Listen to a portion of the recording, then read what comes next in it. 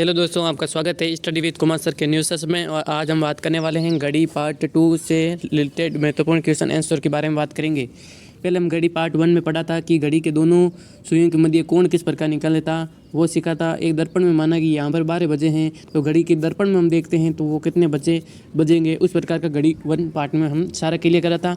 और आज हम घड़ी पार्ट 2 में जो जितने बच्चे वेकेशन है वो हम इसमें सॉल्व कर लेंगे और सारा आपका सेशन खत्म हो जाएगा। उसके बाद हम कैलेंडर पढ़ेंगे, ठीक है ना। तो पहले वाला वीडियो नहीं देखा तो अभी जाकर डिस्क्रिप्शन में लिंक पड़ी है, वो जाकर देख लो। तो हम स्टार्ट करते हैं वीडियो स्टार्ट, ठीक है ना।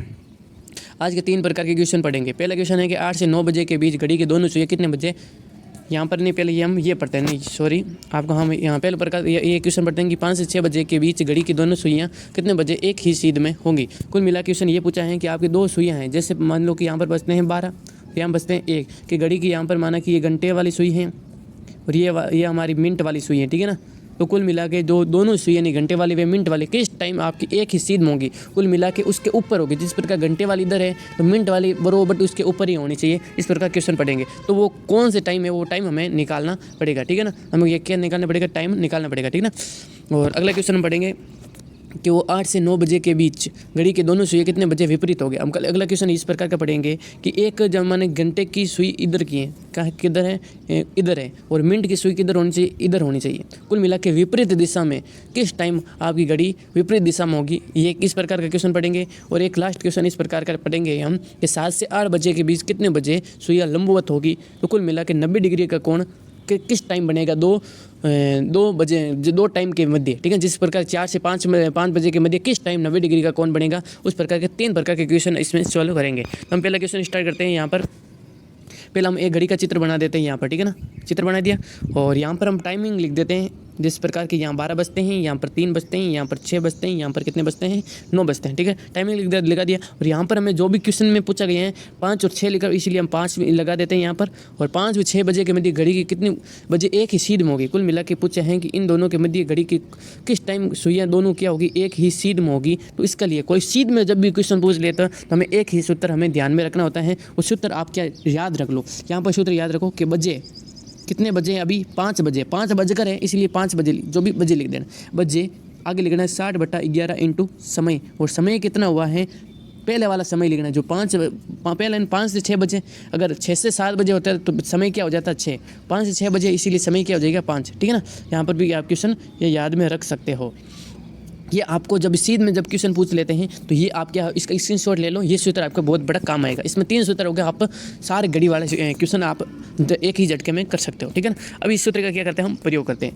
तो पहले क्या बजे थे, बजे कितने हैं 5, सूत्र के अनुसार 60/11, यहाँ पर लिख देते हैं 60/11 इंटू, यहाँ पर क्या पूछा था, समय पूछा था। समय कितना बजे हुए, अभी 5 बजे हैं।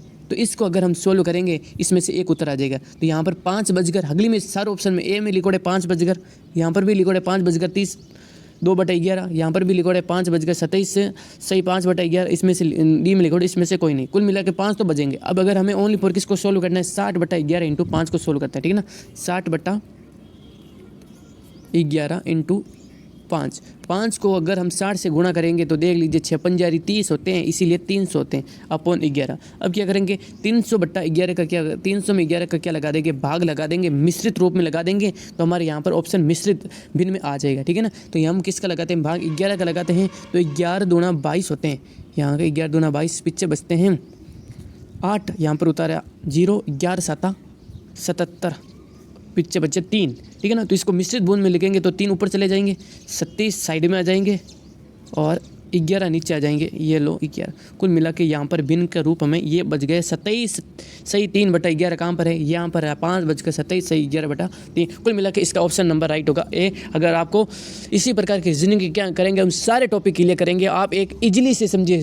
काफ़ी आर्ट्स वाले स्टूडेंट को रीजनिंग हार्ड लगती है, आपको कहना चाहता हूँ कि रीजनिंग बहुत ही सरल समझिएगा, सरल तरीके से दिमाग लगाइएगा तो आपके रीजनिंग BSTC में क्या आएंगे, अब इस बार 450 प्लस भी आ जाएंगे अगर थोड़ी सी मेहनत ध्यान से कर ली तो, ठीक है ना। हमें क्या करना है, अब तक आज से स्टार्ट करना है, क्योंकि BSTC का अब ज़्यादा टाइम नहीं है, 2-4 महीनों में आपका एग्जाम आ जाएगा। 2-3 महीनों में क्या होता है, कुछ नहीं होता है, क्योंकि अभी तक जीके बहुत पड़ी हैं। इसीलिए हमें अगर पास करना है आपको तो बहुत ज़्यादा मेहनत करनी पड़ेगी। इस बार कंपटीशन ज़्यादा होने वाला है। इस प्रकार हम बात करते हैं जो क्वेश्चन नंबर हैं, हमारा क्वेश्चन नंबर पढ़ते हैं कौन सा, क्वेश्चन नंबर 6 जो दूसरा टॉपिक है उसके बारे में पढ़ते हैं, ठीक है ना। तो यहाँ पर फिर से हम एक घड़ी का चित्र बना देते हैं, घड़ी का चित्र बना दिया, हाँ ठीक है। तो यहाँ पर क्वेश्चन पूछा जाता है कि 8 से 9 बजे के मध्य घड़ी की दोनों सुई कितने बजे विपरीत दिशा में होगी। इस बार पहले क्या पूछा गया था, पहले पूछा गया था कि जो घड़ी की सुई हैं वो एक ही सीध में कब होती हैं, वो वाला क्वेश्चन पूछा गया कि ये भी इधर। इस बार क्या पूछा गया, विपरीत, कि घंटे वाली इधर है तो मिनट वाली किधर होनी चाहिए, उसके सामने होनी चाहिए। कुल मिला के दोनों के मध्य कितने डिग्री का कोण बनना चाहिए, 180 डिग्री का कोण बनना चाहिए। इस प्रकार के सूत्र हम याद रख सकते हो कि घड़ी की पहले वाले में क्वेश्चन बता देता हूँ, जो सीध में होती है उसकी एक लाइन याद भी रखना है कि घड़ी की दोनों सुइयां 1 घंटे में क्या होती हैं, 1 बार सीध में होती हैं, और 12 घंटे में 11 बार सीध में होती है। क्योंकि 12 घंटे में 11 बार इसलिए सीध में होती हैं क्योंकि 11 से लेकर 1 बजे के मध्य 12 बजे होती है ना, वहाँ पर घड़ी क्या होती है, सीध में होती है। और बाकी हम समझ सकते हैं कि तो 24 घंटे में कितनी बार हो जाएगी, तो 24 घंटे में 22 बार क्या होगी, एक ही सीध में होगी दोनों सुइयां, ठीक है ना। अब क्वेश्चन नंबर है दूसरा टाइप है, इसमें क्या है, विपरीत दिशा में। तो यहाँ पर आप क्वेश्चन को ध्यान से पढ़ोगे तो आपको ये लाइन याद रखना कि घड़ी की दोनों सुइयां 1 घंटे में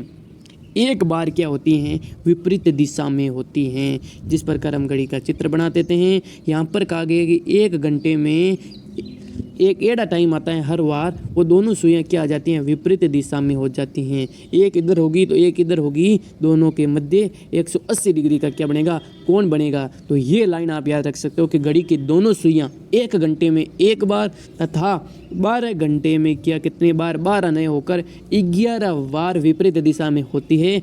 क्योंकि इसका कारण भी है, क्योंकि हम देखते हैं यहाँ 5 बजते हैं, यहाँ पर 7 बजते हैं, इन दोनों के मध्य 5 से 6 व 6 से 7 बजे के मध्य केवल 6 बजे ही, ओनली 6 बजे ही दोनों क्या होती हैं, सुइयां विपरीत दिशा में होती हैं। इसलिए 12 घंटे में 11 बार वे 24 घंटे में 22 बार विपरीत दिशा में होती हैं। ये आपको एक पॉइंट याद रखना है। अब अगला क्वेश्चन करते हैं। तो इसका हमें अगर टाइम निकालना है तो इसका लिख देते हैं हम बजे 60/11 इंटू समय कितना हुआ भाई साहब जी, 8 हुआ है, +-6।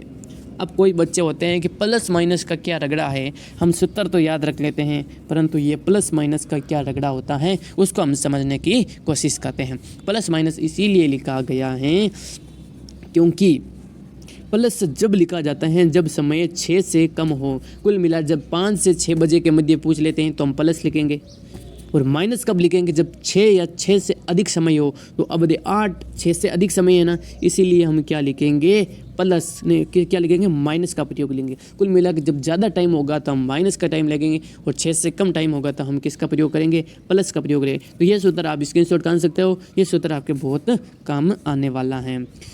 तो इस क्वेश्चन को करते हैं हम सॉल्व करते हैं, ठीक है ना, ठीक है। तो सूत्र क्या है, बजकर कितने हुए, तो 8 बजकर ये लिख बजकर 8 बजकर, सूत्र के 8 बजकर लिख देते हैं 60/11 इंटू समय कितना हुआ है 8। इस बार प्लस का करेंगे, माइनस का इस बार क्या करेंगे, माइनस का करेंगे, क्योंकि ये टाइम किससे है, 6 से ज़्यादा है, इसीलिए माइनस का प्रयोग करेंगे, -6, ठीक है ना।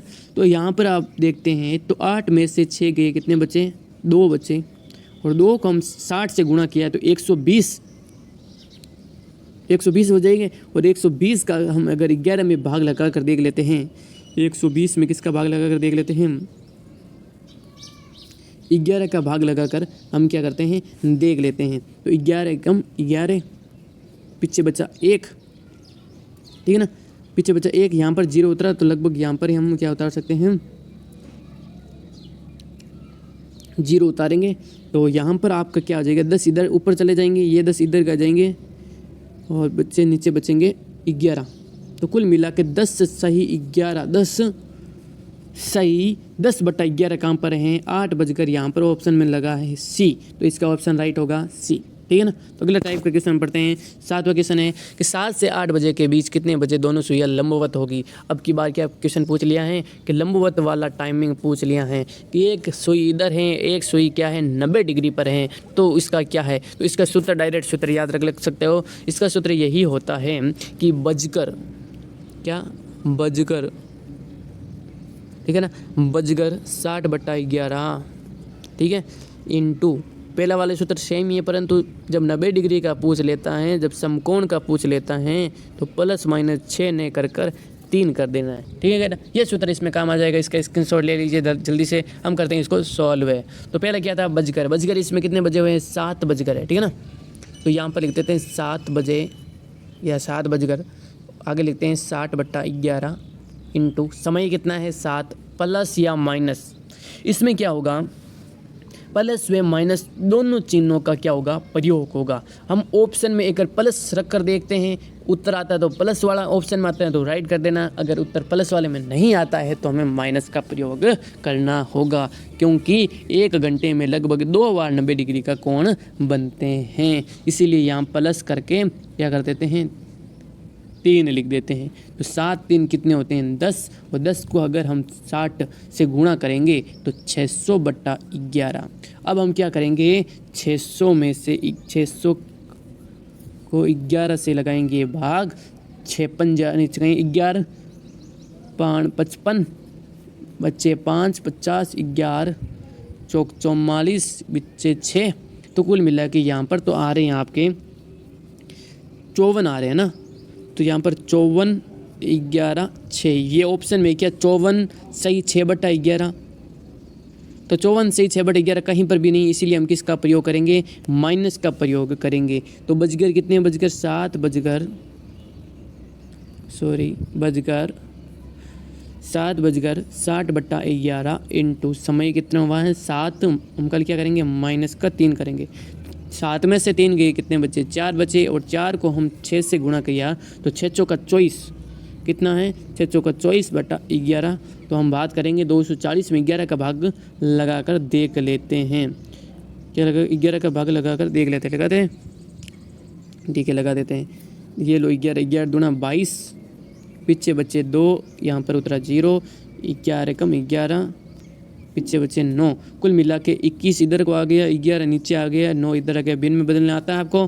तो यहाँ पर ये ऑप्शन कौन सा राइट है, तो पहला ऑप्शन लगता है राइट होगा, 7/11 सही 9/11 इसका राइट होगा, पहला ऑप्शन राइट होगा। अगला क्वेश्चन हम मारते हैं अगली और।